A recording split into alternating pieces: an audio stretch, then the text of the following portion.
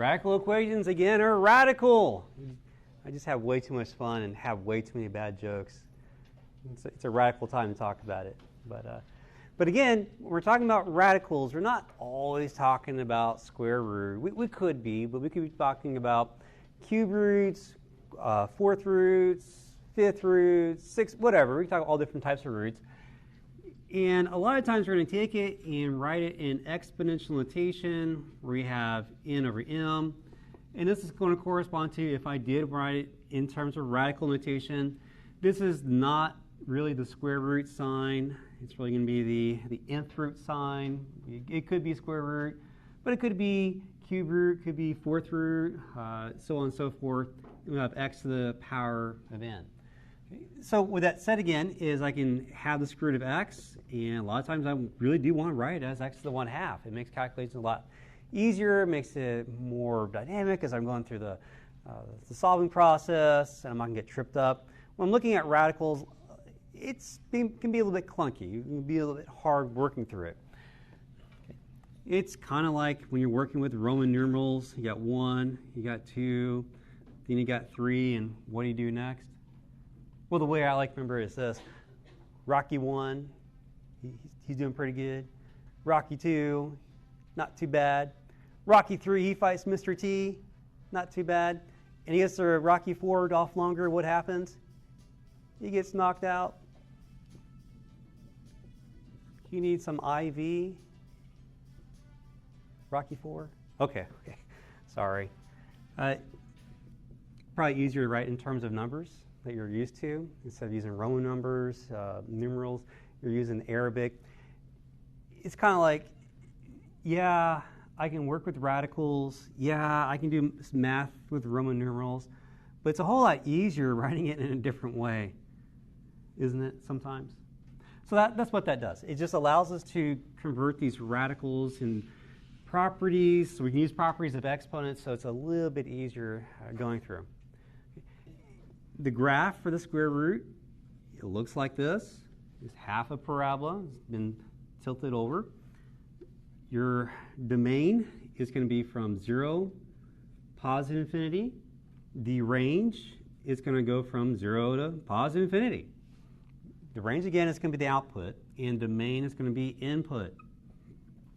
And if I looked at the cube root, the graph's going to look a little bit like this. And I can see that the domain is everything. As far as the east is from the west is still a phrase. There is no stone unturned. It's going to go everywhere. Negative infinity to positive infinity. That's your domain. And the range, likewise. It goes all the way down below and all the way up for the output values. Even if you have fourth roots, sixth roots, they're going to look very similar to the square root graph. That's why if you memorize what happens with the square root, you have a wealth of information. The only difference is when you start looking at the other powers, it might shoot up a little bit faster like this, but eventually it is all going to level off. And it's going to start looking more and more like that square root graph. And for domain issues, if I have, let's say, f of x equals, and let's say we have x squared minus 4. Change it up a little bit. I can't have a negative value under the radicand. We're talking about real value functions. And again, just note what we said. The radicand, this thing here, that function, cannot be negative. How does that translate over into the realm of mathematics? What is that? What am I saying? If it's not negative, you bound it away from 0. Make sure it's bigger than or equal to 0. Because on the other side, it's going to be negative. Solve for x. You can take this, and then you can factor. Then you see you have boundary points right here at minus 2 and 2. And if you were to graph the graph and look at it in terms of the parabola, it's going to open up. And as long as the function value is positive, above the x-axis, in other words, we're in good shape. If it dips below the x-axis, negative down here, we're in pretty rough shape. So as long as x is big enough, and I can see if x is 0, that's not going to work. Because when was the last time negative 4 was bigger than 0? Never. That's not true. But if x equals 2, yeah, that's going to work. I'm right here. And if x equals 3, then I'll have 9 minus 4. It's 5, and that's positive. I'm up here, and up here, and up here. So the domain here for this function, I work it the same way if it's linear or quadratic or even some other higher degrees. I just want to make sure that the radicand is always non-negative, make my inequality, and then see where the chips are going to lie. Here we're going to go from negative infinity all the way up to negative 2. And I do want to include negative 2. So I indicate that with a bracket. I skip over everything between negative 2 and 2 because that's going to make this thing negative. I don't want that. Union it. Pick up where you left off. From 2 to positive infinity, and there's my domain. Anything I pick inside here, we're going to avoid the situation of having a negative under the radical sign.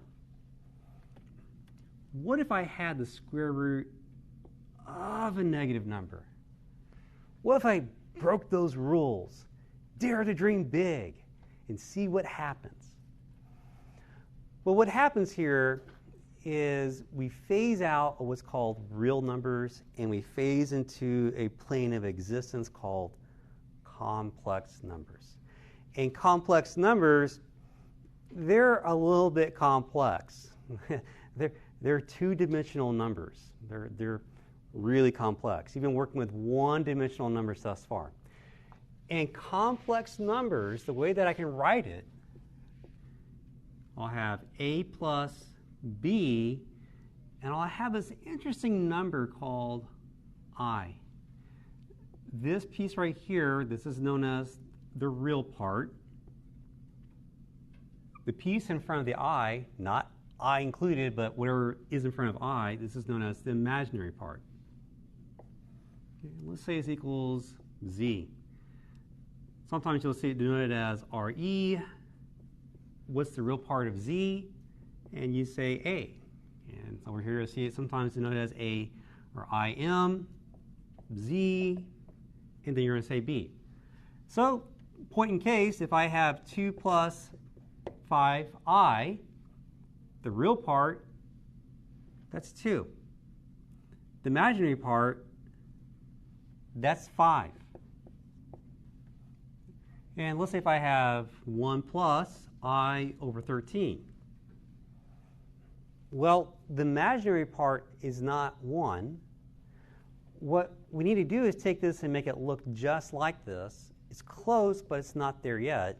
So I take the fraction, I just break it up,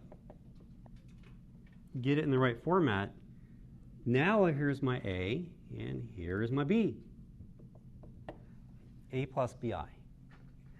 I, it is a really fascinating number. It's one of those numbers that for the longest time we didn't understand. And to a degree, I guess we still don't really understand it all that well. But it corresponds to the square root of negative 1. When I start jumping out of the real plane into this plane of complex numbers. If I was to take this equation and square both sides, I guess something that's really interesting. When was the last time you took a number, you squared it, and it became negative?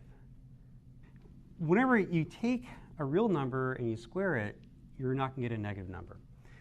And complex numbers require a little bit more care when we're working with them. How does all these numbers start stacking? We talk about different types of numbers. Complex numbers are numbers that can be written as a plus bi. And what we have, if b equals 0, then we phase back into what's called real numbers.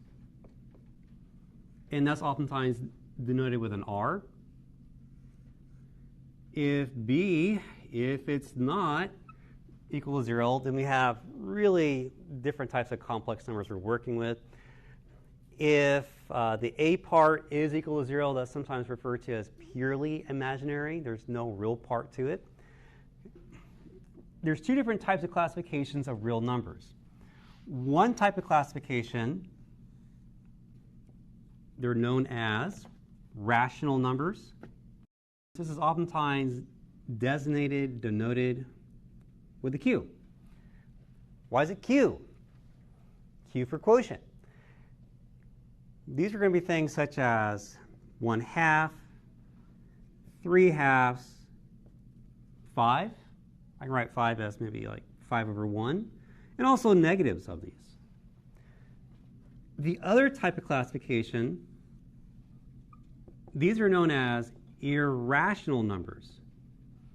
And the way you can write irrational numbers, you can say it's all real numbers, but take out the rational.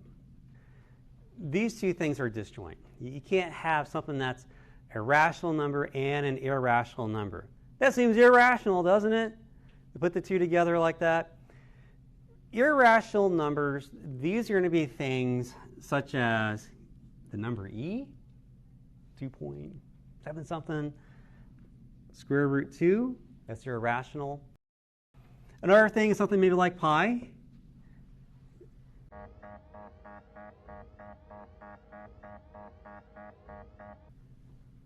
You know, the digits. Do you guys know the digits to pi, by the way?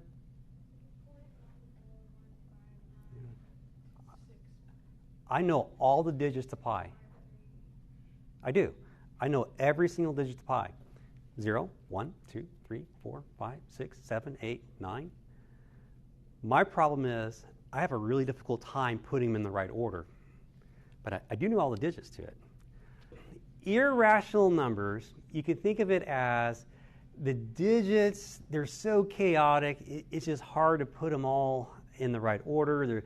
There's not really a nice conformable pattern that you're going to be able to find. That's kind of loosely defined.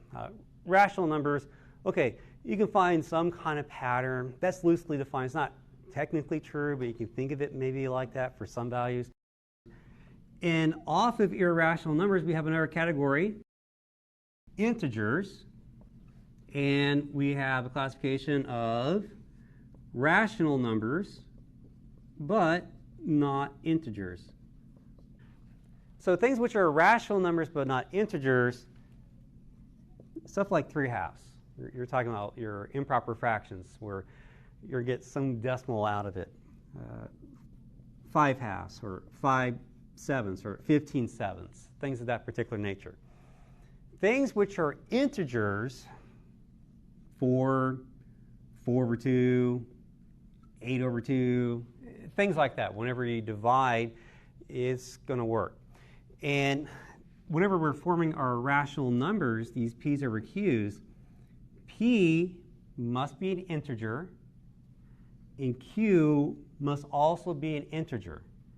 But q can't be 0.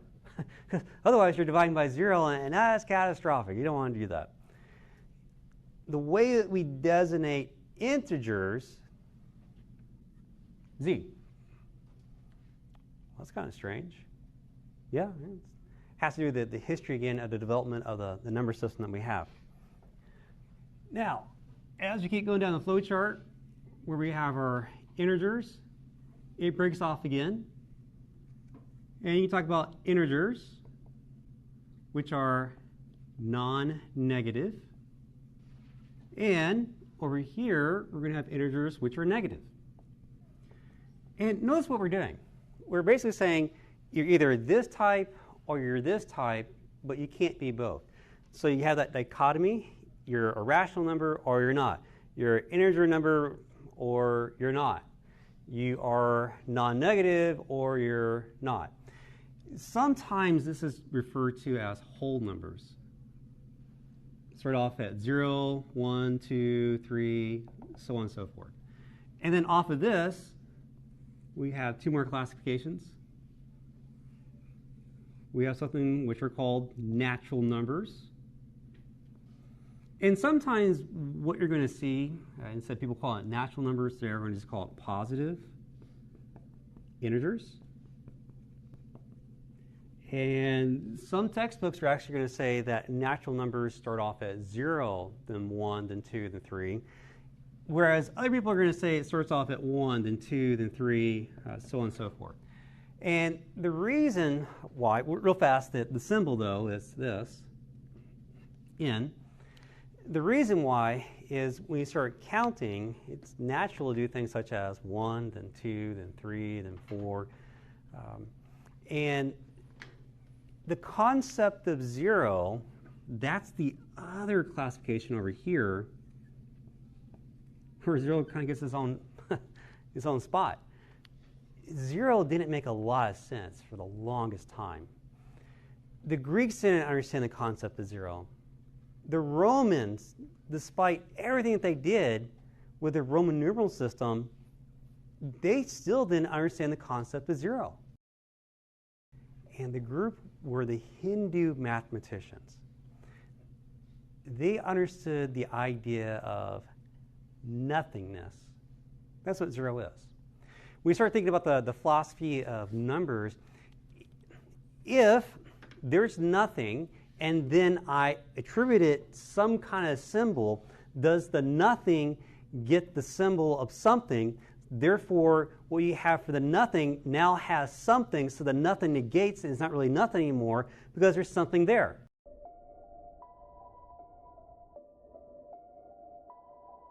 When I look at the dots, is that 3 dots, or am I thinking of the concept of 3 and I'm going to assign it some kind of letter, some kind of symbol? Does this really mean 3, or could this mean like 5 or something else? So this just gets into the history of the development of mathematics, and it's actually a really fascinating course to take. If you ever have the opportunity to take a course in history of mathematics, it just kind of blows your mind. There actually is books out there on nothing more on the history of 0. You're thinking, how can that be? It's just 0. I get it. But you're standing on the shoulders of giants, guys. Someone already did the heavy lifting for you. We understand it. And during the Renaissance time period, we had the Medes over in Italy. People were really skeptical about using the Arabic number system, and for good reason. Let's say if you owe someone $10. So you're in debt $10. You can use the Arabic number system, or you can use the Roman numeral system, which a lot of people did. It is a whole lot easier to cook the books using the Arabic number system. You can have a bad actor come in and say, you really owe me $100 just by adding an extra 0 to it. That's going to be pretty hard to cook the books when it's been hard-coded, encrypted in terms of Roman numerals. You know, you can maybe get that C out. I guess it's not really those lines on top. That's more like Green Lantern, right? That's more like that. It's a lot harder to take this and make it look like this than to take the 10 and add some more zeros at the end. So people were very, very suspicious of using the Arabic number system during the Renaissance time period. And once again, for good reason. But eventually, as we know, this eventually won out, and then the science, mathematics, started picking up afterwards after that. Okay, so that's kind of the history here, a little bit, brief introduction of what's going on here with the number system.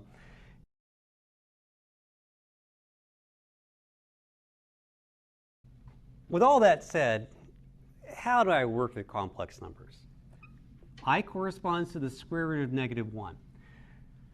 For the most part, it works pretty much the exact same way with a few little twists here and there you got to watch out for. And one of the first things is this: since we're working with complex numbers and we're phasing out of the land of the real into the land of make-believe, imaginary numbers, One thing that doesn't always carry over well is whenever you're taking the square root of negative numbers and you're multiplying them together. Back when we're talking about with real numbers, we would say that this is going to correspond to, and then you would take -4, whatever it is, and you'd multiply it by the other radicand, whatever it is, or we're using the property of square root of a, square root of b corresponds to the square root of a times b. And then you get the square root 36, and of course you can get 6 here in the end. But the problem is, that's not right. When you're working with complex numbers, the first thing you want to do is take the complex piece and rip it out. You could use properties of exponents, and you could say square root of -1 and the square root of 4. That's what you want to do first. And over here, you want to say the square root of -1, square root of 9. Whenever you see the square root of -1, replace it with I. And then you can shuffle things around. The square root of 4 is going to be 2. And the square root of 9 is going to be 3. 2 times 3 is going to be 6. And now you have I squared. Well, what's I squared? Well, if I equals the square root of -1, what happens when you come up to this equation and you square both sides? Square root of -1 times the square root of -1 is going to lead you to -1. So every time you see I squared, you're going to replace it with -1. So this right here, the wrong way of doing this is to go ahead and take everything and smash it all together under the single radical, and that's going to get rid of that complex piece. That's not the way to go about this. Again, it's because we are no longer working in the land of the real like we did earlier. We are now venturing into the land of imaginary numbers, the complex plane, where I got to be a little bit careful in these situations. So pull off the I first, and then once you got that off, then go ahead and do what you've always done, and you're more than likely going to be A-OK. Let's say if I gave you I, 2 plus 3i. And the objective is I'm going to take all these numbers, I want to express it in the form of a plus bi. This is my goal. When I have these kind of situations, I'll go ahead and expand out, just like you think you should do. You'll have 2i, 3, and then I squared. The thing is, whenever you see I squared, you're going to replace it with -1. And if you want, take it and rewrite it. It looks just like that. And now we see the real part, that's -3, and the imaginary part, that's going to be 2. What I'm going to do is take this and expand out again. I'm going to FOIL it. I can do the first, outer, inner, last. 2 times 5, 2 times I, 3i times 5, and then 3i times I. Let's see, I have I squared. Okay, and every time I see I squared, I replace it with -1. And I also note right here, I have like terms. Again, two terms are alike if they have the same variable raised to the exact same power. And I can think of I in terms of a variable. Simplify it down. And now I have the form that we need of a plus bi.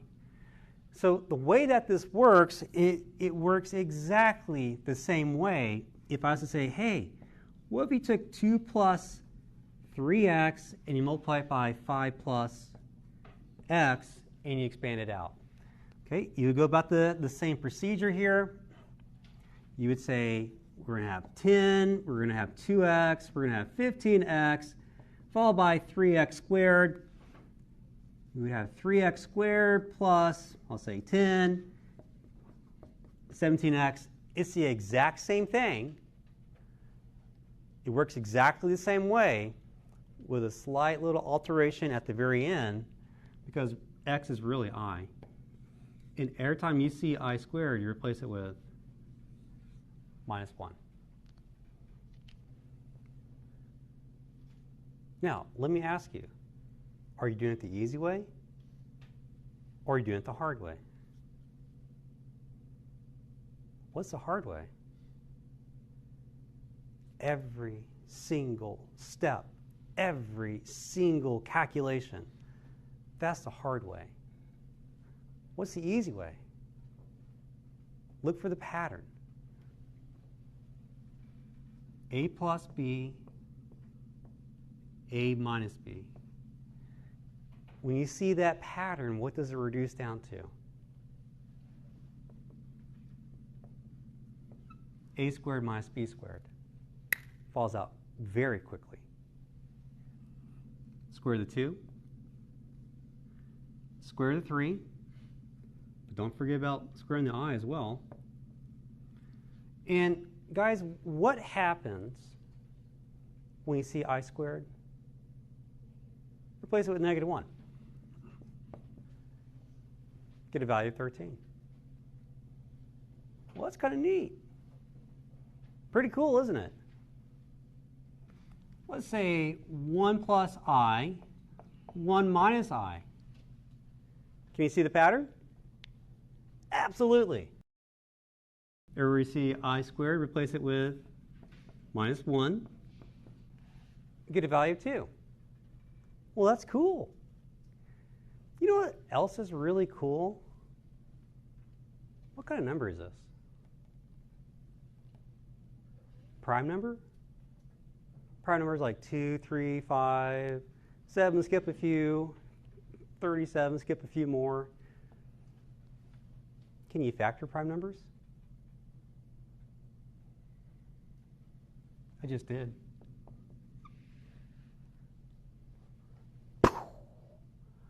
Wait a minute. They told me in high school you can't factor prime numbers. But you just did. Yeah, I was told a lot of things in high school too weren't true.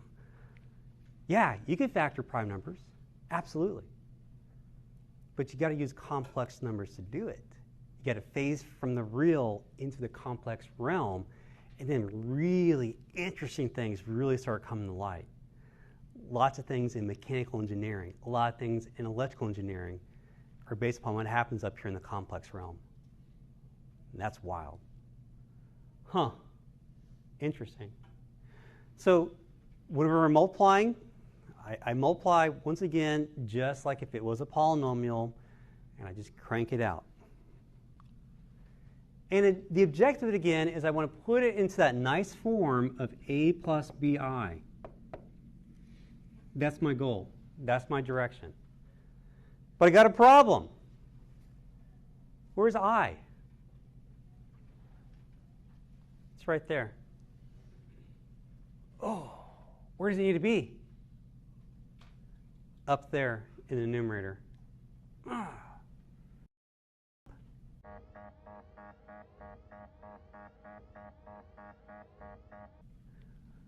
I know, I'll just look to my left, look to my right, make sure no one's watching. Put it right there. I brought it up. That's how it works, right? I'm just not for sure what to do, so I'll just do it anyways. Hope that is the right way.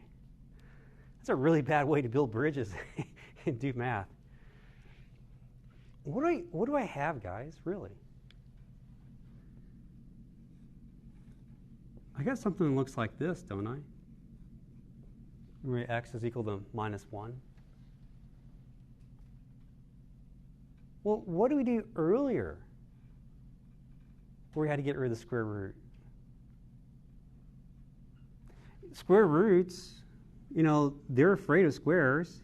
You can try to square it, but that's very complicated. Or you can sneak attack and put the square on the inside, and have it self-destruct? We use the conjugate. And the conjugate idea is based upon the difference of squares again. We have a plus b, you multiply it by a minus b, and what turns out? That square that the radical is not going to like here in a moment. Apply the difference squares identity, multiply numerator and denominator by the conjugate. Oops, conjugate, I got to flip the sign. And what happens down below is we have 1 minus 9x, and up top, 2 plus 3 times 2, 6, and then root x. The way I work this problem is exactly the same. Hit it with the conjugate. Take the value, flip the sign. Just like that. Apply the difference of squares identity. Take the first piece and square it. Subtract off the second piece and square it. Simplify it down. You see the similarities there? It's the same thing. It really is the same thing. That's the mystery behind this. This just looks terrifying. Guys, it's really just the same thing. There is no difference really, other than the fact we are talking a little bit of complex numbers. Just think of x as being -1. Okay, everywhere you see I squared, replace it with -1. So we have 9 times -1, thereby giving us 1 plus 9, 10 in the denominator.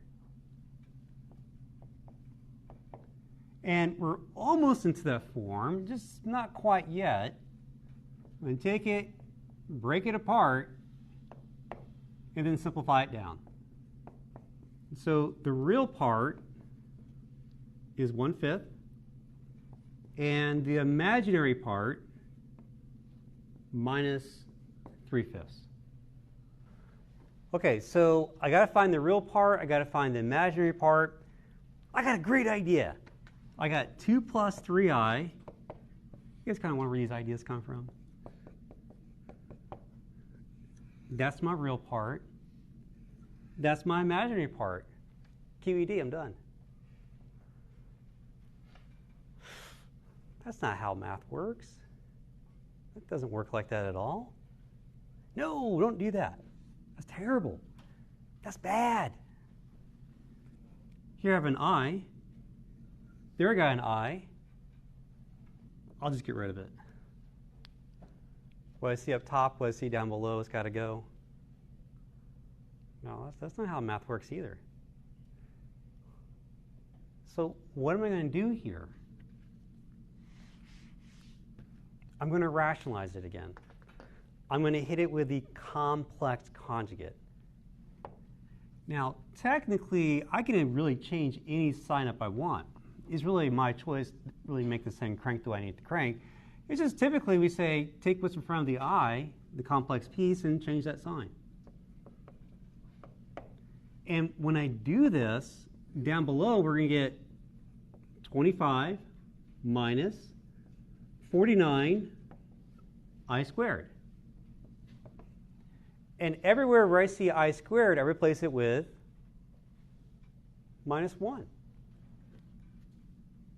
And because there's a minus out front, positive. Up top, go ahead and expand. 2 times 5, 2 times 7i, 3i times 5, and let's call that 15i, followed by 21 I squared. But what do I do whenever I see that I squared? Replace it with -1.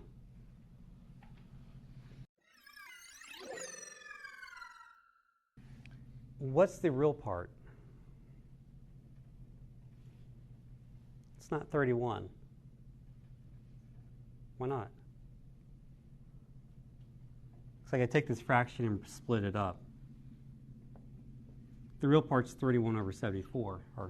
And the imaginary part is 8 over 74. Okay, so that's kind of the basis right here of how to work with complex numbers. Now, next time we're going to get a little bit more involved in some calculations, show you some different things.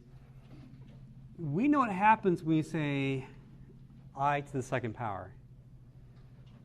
What about I to the 2031th power? Or how about I to the power of 5172031 power? How am I going to figure this thing out very quickly? Especially if my calculator can't handle it. What am I going to do? Well, guys, that's a great cliffhanger right there. You have to come back and find out. You guys have a great day. I'll see you then.